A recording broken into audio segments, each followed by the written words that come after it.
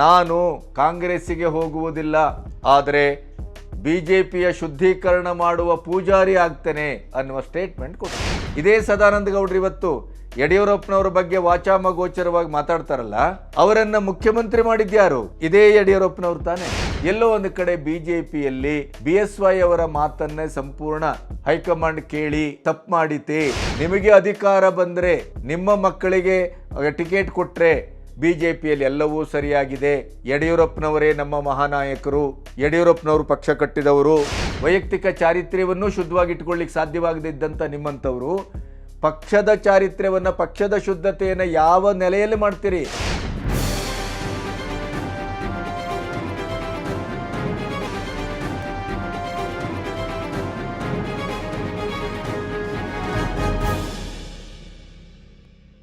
ನಮಸ್ತೆ, B Ganapati news ಚಾನಲ್ಗೆ ಸ್ವಾಗತ. ನಮ್ಮ ಚಾನಲನ್ನು ಹೆಚ್ಚೆಚ್ಚು ಸಬ್ಸ್ಕ್ರಿಪ್ಷನನ್ನು ಮಾಡಿ, ಆಮೇಲೆ ನಿಮ್ಮವರಿಗೂ ಹೇಳಿ ನೀವು ಸಬ್ಸ್ಕ್ರೈಬ್ ಮಾಡಲಿಕ್ಕೆ ಮುಂದೆ ಮಾಡ್ತೀರಿ ಅಂತ ನಾನು ನಂಬ್ತೇನೆ. ರಾಜ್ಯ ಮತ್ತು ದೇಶದಲ್ಲಿ ರಾಜಕೀಯವಾದಂಥ ಈ ಚುನಾವಣೆಯ ಅಖಾಡದಲ್ಲಿ ಅತ್ಯದ್ಭುತವಾದಂಥ ಬೆಳವಣಿಗೆಗಳಾಗ್ತಾ ಇದೆ. ಒಂದು ಕಡೆಗೆ ಕಾಂಗ್ರೆಸ್ಸಿಗೆ ಫ್ಲೈಟ್ ಬಿಡಿ, ರೈಲಿನಲ್ಲಿ ಹೋಗಿ ಪ್ರಚಾರ ಮಾಡಲಿಕ್ಕೂ ನಮ್ಮ ಹತ್ರ ಹಣ ಇಲ್ಲ, ನಮ್ಮ ಖಾತೆಯನ್ನು ಫ್ರೀಸ್ ಮಾಡಿದೆ IT, ಅದಕ್ಕೆ ಅದನ್ನು ಪ್ರಶ್ನಿಸಿ ದೆಹಲಿ ಹೈಕೋರ್ಟ್ಗೆ ಹೋದರೂ ಕೂಡ ದೆಹಲಿ ಹೈಕೋರ್ಟು ಇದರಲ್ಲಿ ನಾವು ತಲೆ ಹಾಕುವುದಿಲ್ಲ ಅಂತ ಅವರ ಅರ್ಜಿಯನ್ನು ವಜಾ ಮಾಡಿದೆ. ಕಾಂಗ್ರೆಸ್ಸಿಗೆ ತೀವ್ರವಾದಂಥ ಮುಖಭಂಗ. ಎಲೆಕ್ಷನ್ನಿನ ಹೊತ್ತಿನಲ್ಲಿ IT ಬಳಸಿಕೊಂಡು ಯಾವುದೋ ಪುಟಗೋಸಿ ಕಾರಣವನ್ನು ಕೊಟ್ಟು ನಮ್ಮ ಖಾತೆಯನ್ನು ಫ್ರೀಸ್ ಮಾಡಲಾಗಿದೆ, ಇದು ಮೋದಿಯವರ ಕುತಂತ್ರ, ಇದು ಷಡ್ಯಂತ್ರ ಅಂತ ನಮ್ಮ ಎಂದಿನಂತೆ ನಮ್ಮ ಸಿದ್ದರಾಮಯ್ಯನವರು ಗುಡುಗಿದ್ದಾರೆ.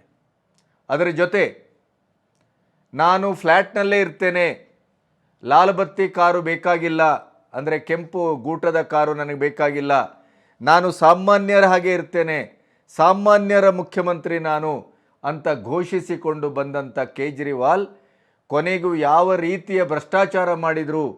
ಶೀಶ್ ಮಹಲ್ ನಿನ್ನೆ ಅವರನ್ನು 10ವರೆಗೆ ಬಂಧಿಸಿದ್ದು ಎಲ್ಲಿ ಅಂದರೆ ಗಾಜಿನ ಮನೆ. ಅಂದರೆ ಅವರ ಒಂದು ಕಮೋಡಿನ ಬೆಲೆಯನ್ನೇ ನೀವು ಕೇಳಿದರೆ ಹೌಹಾರ್ತೀರಿ. ಅಂತಹ ಒಂದು ಬಂಗ್ಲೆಯನ್ನು ಕಟ್ಟಿಕೊಂಡಂಥ ಇದೇ ಕೇಜ್ರಿವಾಲ್ ಭಾರತ ಸರ್ಕಾರದ ಕಾನೂನಿನ ಎಲ್ಲ ಗಡಿಗಳನ್ನು ಮೀರಿ ನಿನ್ನೆಯೂ ಕೂಡ ಅಲ್ಲಿ ಅವರು ಯಾವ ಮಟ್ಟದಲ್ಲಿ ಅಂತಂದರೆ ಎನ್ಫೋರ್ಸ್ಮೆಂಟ್ ಡೈರೆಕ್ಟರೇಟ್ ಅವರನ್ನು ಬಂಧಿಸಲಿಕ್ಕೆ ಹೋದಾಗ ಕೋರ್ಟು ಸಂಪೂರ್ಣವಾಗಿ ಅವರಿಗೆ ನಾವು ರಕ್ಷಣೆ ಕೊಡಲಿಕ್ಕೆ ಸಾಧ್ಯವಿಲ್ಲ ಅಂತ ಅವರ ವಕೀಲ ಸಿಂಘ್ವಿ ಅವರಿಗೆ ಹೇಳಿದಾಗ, ಬಂಧಿಸಲಿಕ್ಕೆ ಹೋದಾಗ ಕೂಡ ಅವರು ಯಾವುದೇ ರೀತಿಯಲ್ಲೂ ಸ್ಪಂದಿಸಿಲ್ಲ. ನಾನು ಬರುವುದಿಲ್ಲ, ನನ್ನನ್ನಿಲ್ಲೇ ವಿಚಾರಣೆ ಮಾಡಿ. ಅಂದರೆ ಇವರ ಅಪ್ಪನ ಮನೆ ಆಸ್ತಿ, ಸಂವಿಧಾನ, ಜನತಂತ್ರ ವ್ಯವಸ್ಥೆ, ಕಾನೂನು, ಅದಕ್ಕಾಗಿ ಅವರ ಗುರುಗಳು ಮಾಜಿ ಇವತ್ತು ಹೇಳಿದ್ದಾರೆ, ಅಣ್ಣಾ ಹಜಾರೆ ಅವರು, ಮಾಡಿದ್ದುಣ್ಣೋ ಮಾರಾಯ, ನನ್ನ ಇಡೀದಾದಂಥ ಹೋರಾಟಕ್ಕೆ ಒಂದು ಸಾತ್ವಿಕನ ಹಾಗೆ ಬಂದು, ಸರಳ ವ್ಯಕ್ತಿಯ ಹಾಗೆ ಬಂದು, ಇಡೀದಾಗಿ ಒಂದು ಜನತಂತ್ರ ವ್ಯವಸ್ಥೆಯನ್ನು ಒಂದು ಹೊಸ ಆಶಯದಲ್ಲಿ ಕಟ್ತೇನೆ ಅನ್ನುವಂಥ ಒಂದು ನಿಷ್ಠೆಯಲ್ಲಿ ಬಂದಂಥ ಈ ಮನುಷ್ಯ ಇಂದು 75 ವರ್ಷದಲ್ಲಿ ಯಾವ ರಾಜಕಾರಣಿಯೂ ಕಾಣದೇ ಇದ್ದಂಥ ಒಂದು ಭ್ರಷ್ಟಾಚಾರವನ್ನು ಮತ್ತು ಅಧಿಕಾರಕ್ಕಾಗಿ ಯಾವ ಎಕ್ಸ್ಟ್ರೀಮಿಗೂ ಹೋಗಬಲ್ಲೆ ಅನ್ನೋದನ್ನು ತೋರಿಸಿಕೊಟ್ಟಂಥ ಒಬ್ಬ ವ್ಯಕ್ತಿ. ಅವರು ಅದಕ್ಕೆ ಇವತ್ತು ಬೆಲೆ ತೆರಲೇಬೇಕು ಅಂತ ಅಣ್ಣಾ ಹಜಾರೆ ಅವರೇ ಸ್ವತಃ ಸ್ಟೇಟ್ಮೆಂಟ್ ಮಾಡಿದ್ದಾರೆ. अरविंद केजरीवाल जैसे आदमी जो मेरे साथ काम करता था और शराब के बारे में हम लोग आवाज उठाया था, आज वो शराब नीति बना रहा है, जिसका मुझे दुख हुआ. लेकिन करेगा क्या, सत्ता के सामने कुछ नहीं कर सकता. आखिर उसको जो अरेस्ट किया गया, अटक हुआ, वो उनकी कृति से हुआ. हम ये बातें नहीं करते तो अटक होने का कोई संभव नहीं था। तो जो अटक हुआ है अभी कानून के तौर पर जो होगा वो होगा, वो सरकार देखेगी, वो सोचेगी। ಅವರು ಇವತ್ತು ಜೈಲಿಗೆ ಹೋಗಿದ್ದಾರೆ. ನಿನ್ನೆ ರಾತ್ರಿ ಅವರನ್ನು 10 ಬಂಧಿಸಲಾಗಿದೆ. ಜೈಲಿನಿಂದಲೇ ಅಧಿಕಾರ ಮಾಡ್ತಾರೆ ಅಂತ ವಿಧಾನಸಭಾ ಅಧ್ಯಕ್ಷರು, ಯಾವುದೇ ಪಕ್ಷದಲ್ಲಿ ಎಲ್ಲಿಂದಲೂ ಆರಿಸಿ ಬರಲಿ, ಅವರು ವಿಧಾನಸಭಾಧ್ಯಕ್ಷರಾದರು ಅಂದ ತಕ್ಷಣ ಪಕ್ಷಾತೀತವಾಗಿ ವರ್ತಿಸಬೇಕು, ಸಂವಿಧಾನಾತ್ಮಕವಾಗಿ ವರ್ತಿಸಬೇಕು. ಆದರೆ ದುರಂತ ಹೇಗೆ ಅಂತಂದರೆ, ಕೇಜ್ರಿವಾಲ್ ಅವರ ದೆಹಲಿ ಸರ್ಕಾರದ ಸಭಾಧ್ಯಕ್ಷರು ಕೂಡ ಅವರು ಅಲ್ಲಿ ಜೈಲಿನಿಂದಲೇ ಅಧಿಕಾರವನ್ನು ಮಾಡ್ತಾರೆ ಅಂತ ಹೇಳುವಷ್ಟರ ಮಟ್ಟಿನ ಅಸಡ್ಡಾಳತನ, ಉದ್ಧಟತನ, ಅಶಿಸ್ತು, ಜನತಂತ್ರ ವ್ಯವಸ್ಥೆಗೆ ದ್ರೋಹ, ಆ ಸ್ಥಾನಕ್ಕೆ ದ್ರೋಹ, ಈ ರೀತಿಯಲ್ಲಿ ಅಂದರೆ ಅವರ ಇಡೀ ಟೋಳಿ ಹೇಗೆ ಅಸಂವಿಧಾನಿಕವಾಗಿದೆ, ಜನತಂತ್ರ ವ್ಯವಸ್ಥೆಯನ್ನು ತನ್ನ ಜಹಗೀರನ ಥರ ಹೇಗೆ ಬಳಸ್ಕೊಂಡಿದೆ. 9-10 ಸಾರಿ ವಿಚಾರಣೆಗೆ ಕರೆದರೂ ಕೂಡ ಅದನ್ನು ಕುಂಡೆಗೆ ಒರೆಸಿ ಧಿಕ್ಕರಿಸಿ ಕೂತಂಥ ಈ ಕೇಜ್ರಿವಾಲಿಗೆ ಇವತ್ತು ಸಂವಿಧಾನಾತ್ಮಕವಾದಂಥ ಕಾನೂನಿನ ಕ್ರಮ ಜರುಗಿಸಲಾಗಿದೆ. ಹಾಗಾಗಿ ಪೊರ್ಕೆ ಇವತ್ತು ಜೈಲಿನಲ್ಲಿದೆ. ಅದರಿಂದ ನಮ್ಮ ರಾಜ್ಯದ ಸದಾನಂದ ಗೌಡರು, ಮಾಜಿ ಮುಖ್ಯಮಂತ್ರಿಗಳು, ನಿನ್ನೆ ದಿಢೀರಾಗಿ ಪತ್ರಿಕಾಗೋಷ್ಠಿಯನ್ನು ಕರೆದು ನಾನು ಕಾಂಗ್ರೆಸ್ಸಿಗೆ ಹೋಗುವುದಿಲ್ಲ, ಆದರೆ BJPಯ ಶುದ್ಧೀಕರಣ ಮಾಡುವ ಪೂಜಾರಿ ಆಗ್ತೇನೆ ಅನ್ನುವ ಸ್ಟೇಟ್ಮೆಂಟ್ ಕೊಟ್ಟಿದ್ದಾರೆ. ಕರ್ನಾಟಕದ ಭಾರತೀಯ ಜನತಾ ಪಾರ್ಟಿಯ ಶುದ್ಧೀಕರಣ ಆಗುವಷ್ಟು ದಿನ ನಾನು ವಿರಮಿಸುವುದಿಲ್ಲ. ಈಗಾಗಲೇ ನನ್ನನ್ನು ಆರತಿ ಎತ್ತಿ ನನ್ನ ಒಳಗೆ ಕರ್ಕೊಂಡು ಬಂದು ಚುನಾವಣೆಗೆ ಸ್ಪರ್ಧೆ ಮಾಡಿ ಅಂತ ಮಾಡಿ ಮಂಗಳಾರತಿ ಎತ್ತು ಹೊರಗೆ ಕಳಿಸಿದ್ದಾರೆ. ಆದ್ರೆ ಬಿಜೆಪಿಯಿಂದ ಹಾಗೆ ಮಾಡಲಿಕ್ಕೆ ಯಾರಿಗೂ ಸಾಧ್ಯ ಇಲ್ಲ. ನಾನೊಬ್ಬ ಸಾಮಾನ್ಯ ಕಾರ್ಯಕರ್ತನಾಗಿ ಆದರೂ ಇದರ ಪರವಾಗಿ ಹೋರಾಟ ಮಾಡ್ತೇನೆ, ಸಮಾನ ಮನಸ್ಕರನ್ನ ಆಹ್ವಾನ ಮಾಡ್ತೇನೆ. ಈ ಬಾರಿಯ ಲೋಕಸಭಾ ಚುನಾವಣೆವರೆಗೆ ನಾವೆಲ್ಲ ಒಟ್ಟಾಗಿ ಒಂದಾಗಿ ಕೆಲಸ ಮಾಡೋಣ. ಅದರ ನಂತರ ಶುದ್ಧೀಕರಣದ ವ್ಯವಸ್ಥೆಗೆ ನಾವು ಅತ್ಯಂತ ವೇಗವಾದಂಥ ಹೆಜ್ಜೆಗಳನ್ನು ಕೊಡೋಣ.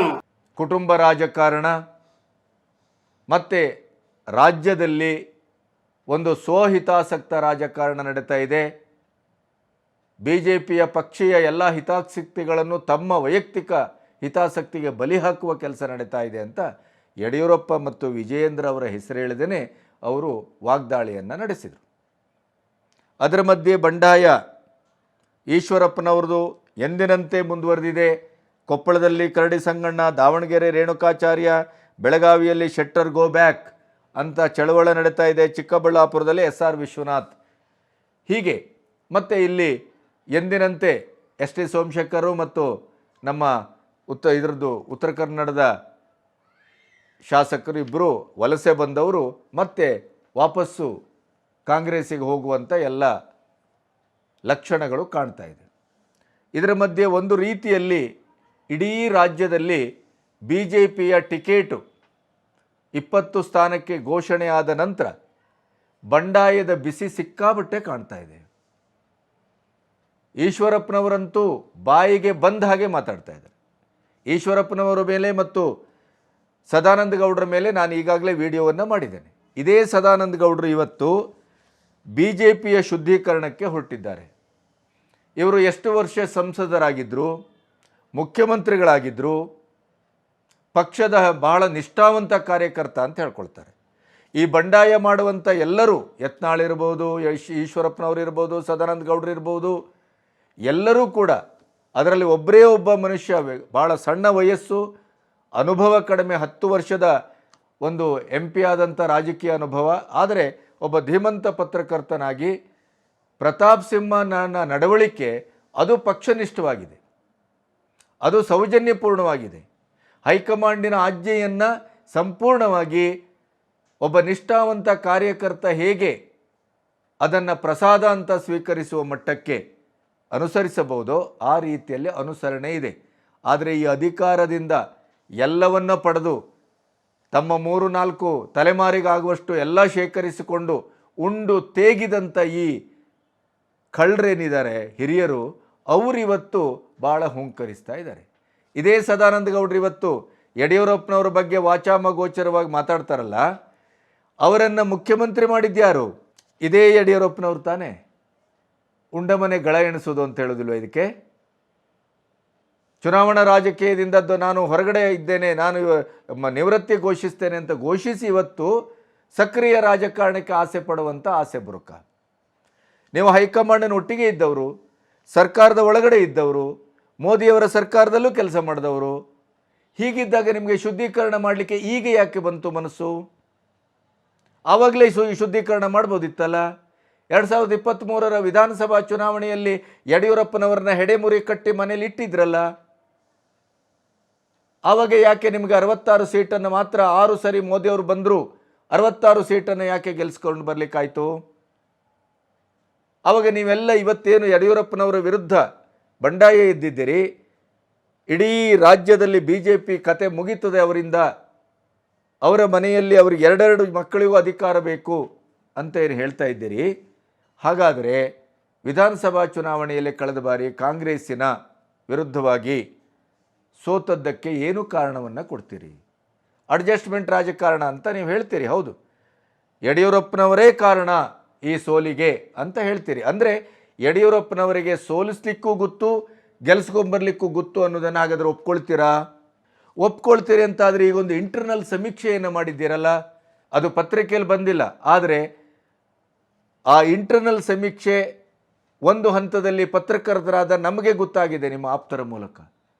ಇದೇ ರೀತಿ ಬಂಡಾಯ ಮುಂದುವರೆದರೆ, ಅಂದರೆ ರಾಜಕೀಯದಲ್ಲಿ ಹಿಂದೆ 23ರ ಚುನಾವಣೆಯಲ್ಲಿ ಸಂಪೂರ್ಣವಾಗಿ ಯಡಿಯೂರಪ್ಪನವರನ್ನ ಕಡೆಗಣಿಸಲಾಗಿ BJP ಸೋತಿತು. ಅದು ಹೈಕಮಾಂಡಿಗೆ ಅರ್ಥ ಆಯಿತು. BL ಸಂತೋಷ್ ಅವರ ಕೈ ಮೇಲಾಯಿತು. ಆದ್ದರಿಂದ BL ಸಂತೋಷ್ ಅವರ ವಿರುದ್ಧ ಬಂಡಾಯ ಎದ್ರಿ.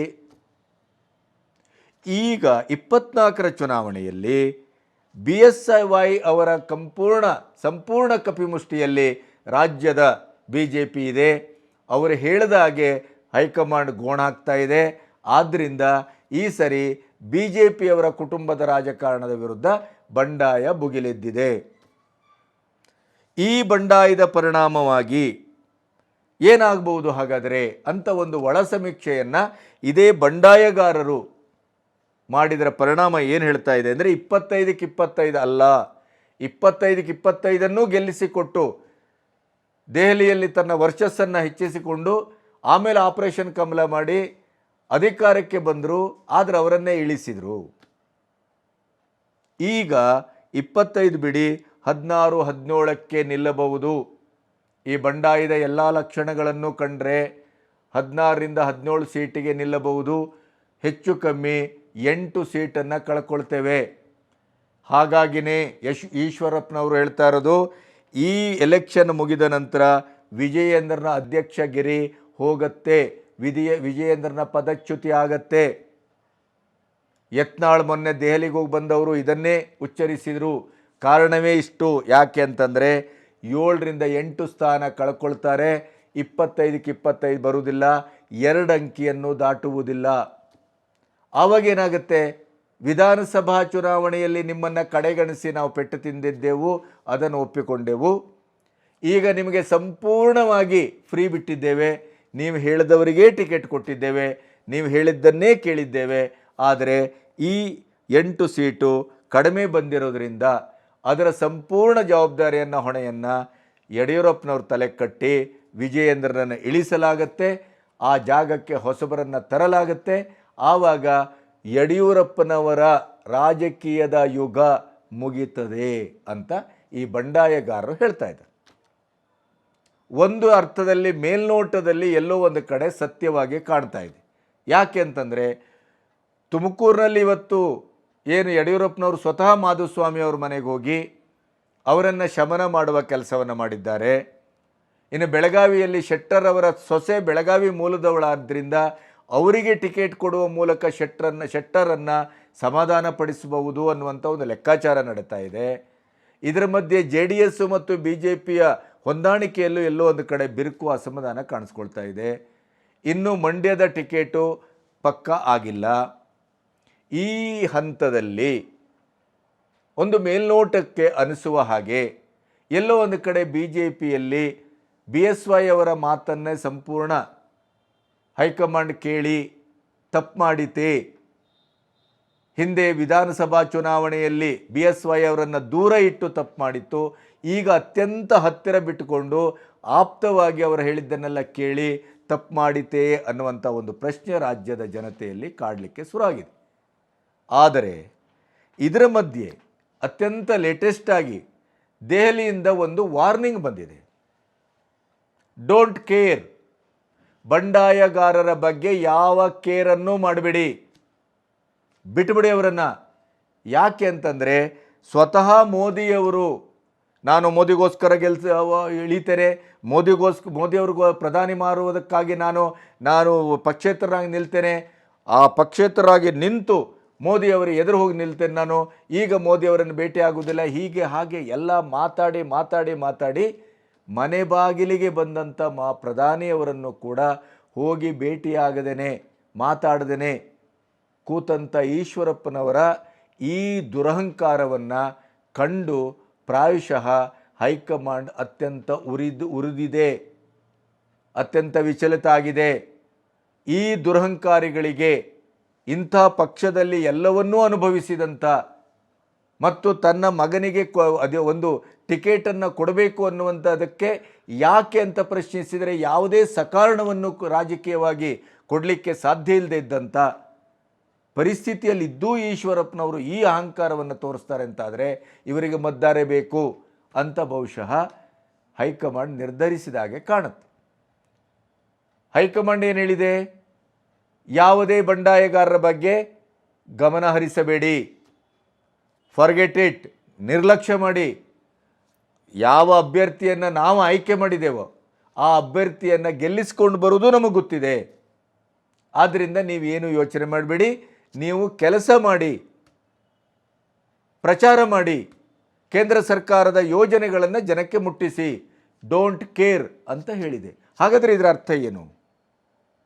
ಇಲ್ಲಿಯ ಬಂಡಾಯಗಾರರು ಒಂದು ಒಳ ಸಮೀಕ್ಷೆಯನ್ನು ಮಾಡಿ ವಿಜಯೇಂದ್ರನ ತಲೆದಂಡಕ್ಕೆ ಬಹಳ ಅದ್ಭುತವಾಗಿ ಈ ಎಲೆಕ್ಷನ್ನನ್ನು ಅಖಾಡವಾಗಿ ಬಳಸ್ಕೊಳ್ಳುವತ್ತ ಯೋಚನೆ ಮಾಡ್ತಾ ಇದ್ದರೆ, ಅಂದರೆ 25 ಸೀಟಲ್ಲ 16-17 ಸೀಟನ್ನೇ ಬರುವ ಹಾಗೆ ಮಾಡಬೇಕು, ಒಳಗಡೆ ಬಂಡಾಯದ ಬಿಸಿಯನ್ನು ಹರಡಬೇಕು, ಮತ್ತು ಎಲ್ಲ ಕಡೆ ಅಸಮ್ಮತಿ ಮತ್ತು ಅಸಹಕಾರದ ಚಳವಳಿಯನ್ನು ಮಾಡಬೇಕು, BSY ಮತ್ತು ವಿಜಯೇಂದ್ರನ ಸಂಪೂರ್ಣವಾಗಿ ಮುಗಿಸಬೇಕು, ಇದು ಒಂದು ಒಳ್ಳೆಯ ಅವಕಾಶ ಅನ್ನುವ ಹಾಗೆ ಈ ಎಲ್ಲ ಮುದಿಗೂಬೆಗಳು ಒಟ್ಟಾಗಿದ್ದಾಗೆ ಕಾಣುತ್ತೆ.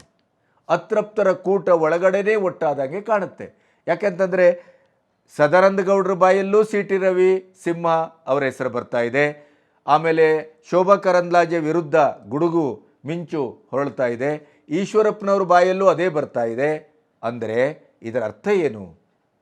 ನಿಮಗೆ ಅಧಿಕಾರ ಬಂದರೆ, ನಿಮ್ಮ ಮಕ್ಕಳಿಗೆ ಟಿಕೆಟ್ ಕೊಟ್ಟರೆ ಅಥವಾ ನಿಮಗೆ ಟಿಕೆಟ್ ಕೊಟ್ಟರೆ BJPಯಲ್ಲಿ ಎಲ್ಲವೂ ಸರಿಯಾಗಿದೆ, ಯಡಿಯೂರಪ್ಪನವರೇ ನಮ್ಮ ಮಹಾನಾಯಕರು, ಯಡಿಯೂರಪ್ಪನವರು ಪಕ್ಷ ಕಟ್ಟಿದವರು ಅಂಥೇಳಿ ಅವ್ರಿಗೆ ಕಾಲಕ್ಕೆ ಕೈ ಮುಗಿದು ಹೋಗಿ ಅಲ್ಲಿ ಅವರಿಗೆ ಒಂದು ಕೃತಜ್ಞತೆ ಹೇಳಿ ಅವ್ರ ಮನೆಯಿಂದ ಹೊರಗೆ ಬರ್ತೀರಿ.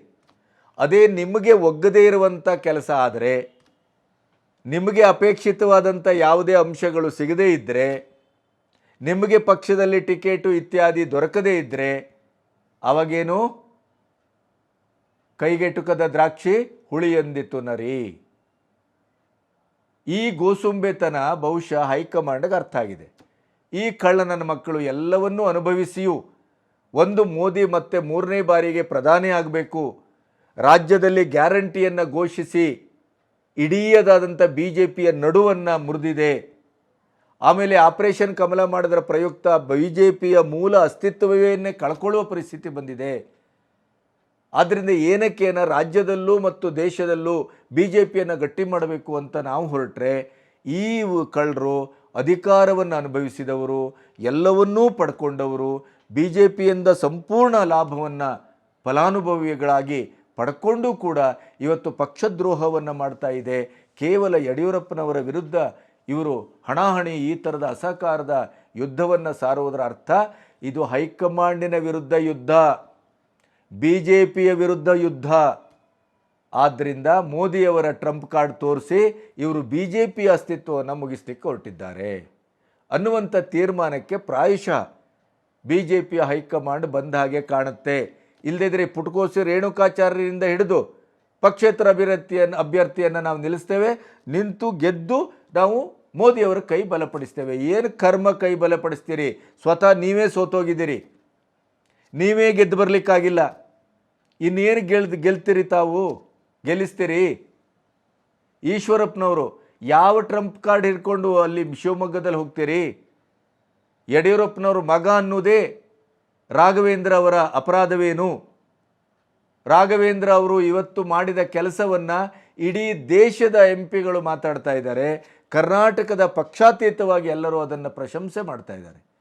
ಅಂಥ ಸ್ಥಿತಿಯಲ್ಲಿ ನೀವು ಯಡಿಯೂರಪ್ಪನವರ ಮಗ ಅನ್ನುವ ಕಾರಣಕ್ಕಾಗಿ, ಕುಟುಂಬದ ರಾಜಕಾರಣ ಅನ್ನುವ ಕಾರಣಕ್ಕಾಗಿ ಇದೇ ಸದಾನಂದ ಗೌಡರು ಮತ್ತು ನೀವು ನಿಮ್ಮಂಥ ಹಿರಿಯರು ಮಾತಾಡ್ತೀರಿ ಅಂತಾದರೆ ನಿಮ್ಮ ನಾಲಿಗೆಗೆ ಯಾವ ಸಂಸ್ಕಾರ ಇದೆ ಅಂತ ಕಾರ್ಯಕರ್ತ ಕೇಳುವುದಿಲ್ವೇನೋ?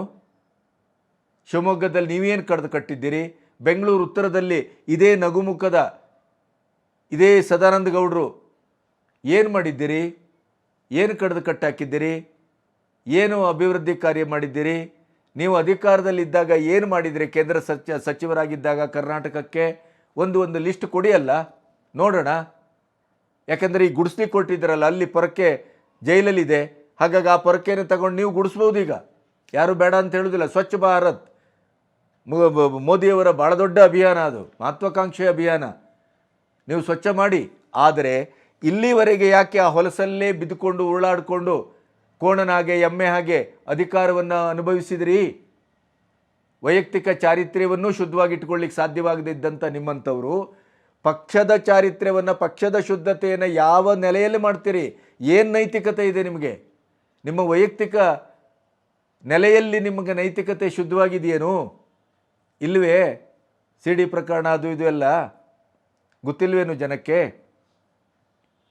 ನೀವು ಈ ಉಂಡ ಮನೆಗೆ ಗಳ ಎಣಿಸುವವರು, ಪಕ್ಷವನ್ನೇ ಮುರಿದು ಹಾಕುವವರು, ಪಕ್ಷದ ಮೇಲಿನ ವಿಶ್ವಾಸವನ್ನೇ ಮುರಿದು ಹಾಕುವವರು, ಇಡೀ ಬಂಡಾಯದ ಹೆಸರಿನಲ್ಲಿ ಮೋದಿ, ರಾಮ ಅಥವಾ ಸನಾತನ ಧರ್ಮ, BJP ಅಂತ ಇರುವಂಥ ಒಂದು ದೊಡ್ಡ ವೇವಿಗೆ ಬೆಂಕಿ ಇಡಲಿಕ್ಕೆ ಹೊರಟಂಥ ನಿಮ್ಮಂಥವರನ್ನು ಜನ ಕ್ಷಮಿಸ್ತಾರೆ ಅಂತ ಭಾವಿಸಿದ್ರ? ಪುರಸ್ಕರಿಸ್ತಾರೆ ಅಂತ ಭಾವಿಸಿದ್ರ? ಅದೆಲ್ಲವನ್ನು ಅರ್ಥ ಮಾಡಿಕೊಂಡಂಥ ಹೈಕಮಾಂಡ್ ಪ್ರಾಯಶಃ ಈ ರೀತಿಯ ಗುಡುಗಿದೆ. ಅವರನ್ನೆಲ್ಲ ನಿರ್ಲಕ್ಷ್ಯ ಮಾಡಿ ನೋಡಿಬಿಡೋಣ ಏನಾಗುತ್ತೆ ಅನ್ನುವಂಥ ಒಂದು ನಿರ್ಧಾರಕ್ಕೆ ಬಂದ ಹಾಗೆ ಕಾಣುತ್ತೆ. ಅದರ ಜೊತೆಗೆ ಕರ್ನಾಟಕದಲ್ಲಿ ಕಾಂಗ್ರೆಸ್ಸು ನಮ್ಮ ಗ್ಯಾರಂಟಿ ಅಂತ ಹೇಳಿಕೊಂಡು ತೆಲಂಗಾಣದವರೆಗೆ ಹೋಗಿ ಇಡೀ ಸರ್ಕಾರವನ್ನೇ, ಶಾಸಕರನ್ನೇ ಕೊಂಡು ಹೋಗಿ ನಮ್ಮ ಹಣದ, ತೆರಿಗೆ ಹಣದಲ್ಲಿ ಅಲ್ಲಿ ಏನೋ ನಾವು ರಾಜಕೀಯವಾಗಿ ಗೆದ್ದೆವು, ಸರ್ಕಾರ ರಚನೆ ಮಾಡಿದೆವು ಅಂತ ಏನು ಹೇಳ್ತಾರೆ. ಇಲ್ಲಿ ಪರಿಸ್ಥಿತಿ ಯಾವ ಮಟ್ಟದಲ್ಲಿ ಬಂದಿದೆ ಅಂತಂದರೆ, ಇವತ್ತು ಸಂಬಳ ಕೊಡಲಿಕ್ಕೆ ದುಡ್ಡಿಲ್ಲ. ಆರ್ಥಿಕ ಇಲಾಖೆ ಈಗಾಗಲೇ ಹೇಳಿದೆ, ನಿಮ್ಮ ಗ್ಯಾರಂಟಿಯನ್ನು ಆ್ಯಸ್ ಇಟ್ ಈಸ್ ಕಾರ್ಯರೂಪಕ್ಕೆ ತರಲಿಕ್ಕಾಗೋದಿಲ್ಲ, ಅದಕ್ಕೆ ಕಂಡೀಷನ್ ಹಾಕಬೇಕು, ಇಲ್ಲದೇ ಇದ್ದರೆ ಇಂಪಾಸಿಬಲ್. ಆರ್ಥಿಕ ಪರಿಸ್ಥಿತಿ ಬಹಳ ಕೆಡ್ತಾ ಇದೆ. ಅದರ ಜೊತೆಗೆ ಆರ್ಥಿಕ ಸಲಹೆಗಾರರಾದಂಥ ಬಸವರಾಜ ರಾಯರೆಡ್ಡಿ ಸರ್ಕಾರಕ್ಕೆ ಗ್ಯಾರಂಟಿ ಬಹಳ ದುಬಾರಿಯಾಗಿದೆ, ಹೊಣೆಯಾಗಿದೆ ಅಂತ ಹೇಳಿದರು. ಅದೇ ಹೊತ್ತಿನಲ್ಲಿ ನಿರ್ಮಲಾ ಸೀತಾರಾಮನ್ ಅವರು, ಕೇಂದ್ರ ಹಣಕಾಸು ಸಚಿವೆ, ಗ್ಯಾರಂಟಿ ಹೆಸರಿನಲ್ಲಿ ಯಾವುದೇ ಲೆಕ್ಕಾಚಾರ ಇಲ್ಲದೇ, ಹಿಂದು ಮುಂದೆ ಇಲ್ಲದೇ, ಅದಕ್ಕೆ ಎಲ್ಲಿಂದ ಹಣ ತರ್ತೀರಿ ಅನ್ನುವಂಥ ಯಾವುದೇ ನೀಲನಕ್ಷೆ ಇಲ್ಲದೇ, ತಯಾರಿ ಇಲ್ಲದೇ ಗ್ಯಾರಂಟಿಯನ್ನು ಘೋಷಿಸಿ ರಾಜ್ಯ ಸರ್ಕಾರವನ್ನು ಆರ್ಥಿಕವಾಗಿ ದಿವಾಳಿ ಮಾಡಿದ್ದೀರಿ.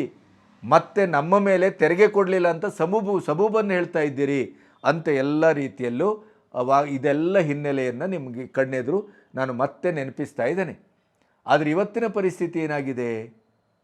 ಇದೇ ಒಂದು ಪ್ರಕರಣವನ್ನು ಇಟ್ಟುಕೊಂಡು ಗಮನಿಸೋದಾದರೆ, ಇದೇ ಮುಖ್ಯಮಂತ್ರಿಯವರ ಸ್ವಕ್ಷೇತ್ರ ಮೈಸೂರಿನಲ್ಲಿ ಈ ಗ್ಯಾರಂಟಿ ಅನ್ನಭಾಗ್ಯ ಇದೆಯಲ್ಲ, ಗ್ಯಾರಂಟಿಗಳಲ್ಲಿ ಒಂದು 5 kg ಅಕ್ಕಿಯನ್ನು ಕೊಡ್ತೇವೆ, 5 kg ಅಕ್ಕಿಯ ದುಡ್ಡು ಕೊಡ್ತೇವೆ. 5 kg ಅಕ್ಕಿ ಯಾವುದು? ಕೇಂದ್ರ ಸರ್ಕಾರ ಕೊಡುವಂಥದ್ದು. ಇವರು 5 kg ಸೇರಿಸಿ ನಾವೇ 10 kg ಕೊಡ್ತೇವೆ ಅಂತ ಮಹಾ ಸುಳ್ಳನ್ನು ಹೇಳಿಕೊಟ್ಟಿದ್ರು. ಬಾಯಲ್ಲಿ ಹೇಳ್ತಾರೆ, ಮತ್ತು ಮೋದಿಯವರು ಸುಳ್ಳಿನ ಸರ್ದಾರ ಅಂತಾರೆ. ಈ ನನ್ನ ಮಕ್ಕಳು ಏನು ಮಾಡಿದರು ಅನ್ನೋದು ಇತಿಹಾಸ. 10 kg ಅಕ್ಕಿ ಕೊಡ್ತೇವೆ ಅಂತ 5 kg ಅಕ್ಕಿ ಕೇಂದ್ರ ಆಲ್ರೆಡಿ ಕೊಡ್ತಾ ಇದೆ. ಅದನ್ನೀಗ ಕೊಡ್ತಾ ನಾವು ಹೇಳಿದ 5 kgಯನ್ನು ದುಡ್ಡು ಕೊಡ್ತೇವೆ ಅಂತ ಹೊರಟಿದ್ರು. ಆದರೆ ಕಳೆದ 5 ತಿಂಗಳಿಂದ ಮೈಸೂರಿನಲ್ಲಿ 7 lakh BPL ಕಾರ್ಡ್ದಾರರಿದ್ದಾರೆ. 7 lakh BPL ಕಾರ್ಡ್ದಾರರಿಗೆ 5 K G ಅಕ್ಕಿಯನ್ನು ಕೊಟ್ಟಿಲ್ಲ, ಮತ್ತು ಉಳಿದ 5 ಕೆ ಜಿಗೆ ಕೊಡಬೇಕಾದ ಹಣವನ್ನೂ ಕೊಟ್ಟಿಲ್ಲ. ಒಟ್ಟು ಈಗಾಗಲೇ 105 ಕೋಟಿ ಬಾಕಿಯಾಗಿದೆ. ಇದು ಕೇವಲ ಮೈಸೂರಿನ ಕತೆ, ರಾಜ್ಯದ ಕತೆ ಅಲ್ಲ. ಹಾಗಾದರೆ ಮುಂದೇನು? ಈ ಗ್ಯಾರಂಟಿಯನ್ನು ನೀವು ಮತ ಹಾಕದೇ ಇದ್ದರೆ, ಬರುವ 24ರ ಚುನಾವಣೆಯಲ್ಲಿ ನೀವು ಮತವನ್ನು ಹಾಕದೇ ಇದ್ದರೆ ನಾವು ಗ್ಯಾರಂಟಿಯನ್ನು ಬಂದ್ ಮಾಡಬೇಕಾಗತ್ತೆ ಅಂತ ರೇವಂತ್ ರೆಡ್ಡಿ, ಚಲುವರಾಯಸ್ವಾಮಿ, ಬಾಲಕೃಷ್ಣ ಇವರೆಲ್ಲ ಹೇಳಿದಾಗ ಒಂದು ಸರಿ BJP ಅದನ್ನು ದೊಡ್ಡ ಅಸ್ತ್ರವನ್ನಾಗಿಸಿಕೊಂಡಿತ್ತು. ಆದರೆ ಅದು ಈಗ ಸತ್ಯ ಆಗ್ತಾ ಇದೆಯಾ? ಗ್ಯಾರಂಟಿಯೇ ಶಾಪ ಆಗ್ತಾ ಇದೆಯಾ? ಗ್ಯಾರಂಟಿಯೇ ತಿರುಮಂತ್ರವಾಗಿ ಈ 24ರ ಎಲೆಕ್ಷನ್ ಹೊತ್ತಿಗೆ ಕಾಂಗ್ರೆಸ್ಸನ್ನು ಕಾಡಲಿದೆಯಾ? ಯಾಕಂತಂದರೆ ಮೈಸೂರಲ್ಲೇ 5 ತಿಂಗಳಿಂದ ನೋ ಗ್ಯಾರಂಟಿ, 105 ಕೋಟಿ ಬಾಕಿ. ಇಂಥ ಪರಿಸ್ಥಿತಿಯಲ್ಲಿ ಕೇಂದ್ರ ಸರ್ಕಾರದ ಮೇಲೆ ಗೂಬೆ ಕೂರಿಸಿದರೂ ಕೂಡ ದೆಹಲಿ ಹೈಕೋರ್ಟೇ ಒಪ್ಪಿಕೊಂಡು ನಾವು ಇದರಲ್ಲಿ ಇಂಟರ್ಫಿಯರ್ ಆಗೋದಿಲ್ಲ ಅಂತ ಹೇಳಿದ್ದಾರೆ. IT ಕಾಂಗ್ರೆಸ್ಸಿನ ಖಾತೆಯನ್ನು ಫ್ರೀಸ್ ಮಾಡಿದೆ. ಹಾಗಾಗಿ ಎಲ್ಲೋ ಒಂದು ಕಡೆ ಕಾಂಗ್ರೆಸ್ಸಿಗೆ ಎಲ್ಲ ಕಡೆಯಿಂದಲೂ ಹೊಡೆತ ಬೀಳ್ತಾ ಇದೆಯಾ? ಯಾಕೆಂತಂದರೆ ಇಲ್ಲಿ ಸಚಿವರು ಯಾರೂ ಸ್ಪರ್ಧಿಸಿಲ್ಲ. ಬಹಳ ಮುಖ್ಯವಾದಂಥ ರಾಜಕಾರಣಿಗಳ ಮಕ್ಕಳು 10 ಜನ ಸ್ಪರ್ಧೆ ಮಾಡ್ತಾ ಇದ್ದಾರೆ. ಒಳ್ಳೆ ಕ್ಯಾಂಡಿಡೇಟೂ ಇಲ್ಲ. ಈ BJPಯ ಒಳಬಂಡಾಯವನ್ನು, JDS ಮತ್ತು BJPಯ ಈ ಸಖ್ಯವನ್ನು, ಅದರ ಮಧ್ಯೆ ಬಂದಂಥ ಕೆಲವು ತಕರಾರುಗಳನ್ನು ಸರಿಯಾದ ಸಮಯದಲ್ಲಿ ಎನ್ಕೇಶ್ ಮಾಡಿಕೊಡ್ಲಿಕ್ಕೆ ಕೂಡ ಕಾಂಗ್ರೆಸ್ಸಿಗೆ ಸಾಧ್ಯ ಆಗ್ತಾ ಇಲ್ಲ. ಒಂದು ಕಡೆ BJPಯ ಮನೆಯ ಒಳಗಡೆ ಇದ್ದವರೇ ಹಿರಿಯರು ಅಂತ ಅನಿಸ್ಕೊಂಡವರು ಕಿರಿಯರ್ಕಿಂತ ಕಳಪೆಯಾಗಿ ಇಡೀ ಪಕ್ಷವನ್ನೇ ನುಂಗಿ ನೀರು ಕುಡಿಯಲಿಕ್ಕೆ ಸ್ವಾರ್ಥದ ರಾಜಕಾರಣವನ್ನು ಮಾಡಿಕೊಂಡು ಜನರೇ ಎದುರು ನಂಗಾನಾಚಾಗ್ತಾ ಇದ್ದರೆ, ಬೆತ್ತಲೆಗೊಳ್ತಾ ಇದ್ದರೆ, ಕಾಂಗ್ರೆಸ್ಸು ತಾನು ಮಾಡಿದಂಥ ಸ್ವಯಂಕೃತ ಅಪರಾಧದಿಂದಲೇ ಜನರಿಂದ ದೂರ ಹೋಗ್ತಾ ಇದೆ. ಕೈವಾರದಲ್ಲಿ ಒಂದು ಘೋಷಣೆ ಆಗಿದೆ, ಯಾವುದೇ ಮನೆ, ಯಾವುದೇ ಅಂಗಡಿಗಳ ಮೇಲೆ ಭಗವಧ್ವಜ, ಕೇಸರಿ ಧ್ವಜ ಹಾಕಬೇಡಿ. ಧ್ವಜಗಳು ಹಾಗೂ ಅಂಗಡಿ ಮತ್ತು ಮನೆಗಳ ಹತ್ತಿರ ಇರುವ ಕೇಸರಿ ತೋರಣಗಳು, ಇತರ ಶಕ್ತಿಗಳು, ಬಂದೂಕುಗಳು,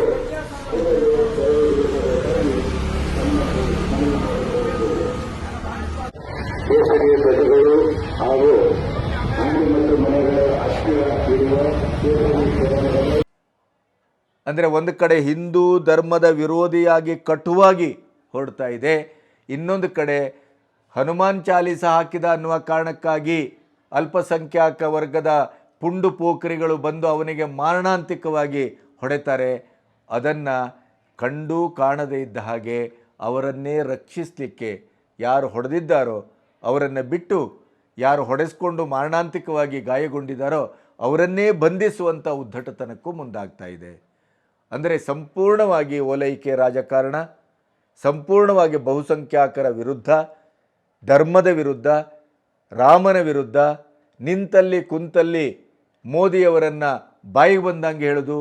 ನಮ್ಮ ಗ್ರೇಟ್ ಸಾಹಿತಿ, ಅದು ಯಾರು ಬರೆದಿದ್ದಾರೋ ಏನು ಕಥೆಯೋ, ವಿಶ್ವೇಶ್ವರ ಭಟ್ರು ಅತ್ಯಂತ ಕರಾರುವಕ್ಕಾಗಿ ಈ ಮಹಾಕಾವ್ಯವನ್ನು ರಚಿಸಿದ ಮಹಾಕವಿ ವೀರಪ್ಪ ಮೊಯ್ಲಿಯವರ ಇಡೀದಾದಂಥ ಹಣೆಬರವನ್ನು ಬೆತ್ತಲೆಗೊಳಿಸಿದ್ದಾರೆ ಅವರ ಅಂಕಣದಲ್ಲಿ. ಅವರು ನಿನ್ನೆ ಬಂದು ಹೇಳ್ತಾರೆ, ಮೋದಿ ಒಬ್ಬ ಪ್ರಧಾನಿ ಅಲ್ಲ, ಆಡಳಿತಗಾರ ಅಲ್ಲ, ಇವೆಂಟ್ ಮ್ಯಾನೇಜರ್. ಅದನ್ನು ಅಡ್ವಾಣಿ ಹೇಳಿದರು ಅಂತ ಹೇಳ್ತಾರೆ. ಅಡ್ವಾಣಿಯವರು ಹಿರಿಯರು, ಏನು ಬೇಕಾದ್ರೂ ಹೇಳ್ತಾರೆ.